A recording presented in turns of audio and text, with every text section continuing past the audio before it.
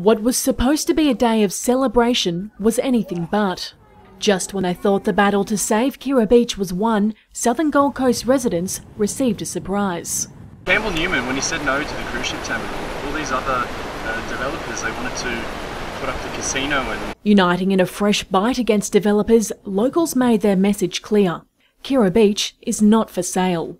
No way would we ever support a cruise terminal on the Southern Gold Coast. What about a casino? What about a casino? With the state government unprepared to publicly oppose the new proposals, residents say they're in it for the long haul. They're now pushing for the entire coastline from South Stradbroke to Coolangatta to be protected as a World Surfing Reserve. With plans for a cruise ship terminal at Kirra Beach axed, the Broadwater is Council's final hope of floating the multi-billion-dollar marine project. But it won't be smooth sailing, with logistical issues expected to leave the proposal dead in the water. Bridget Judd reporting.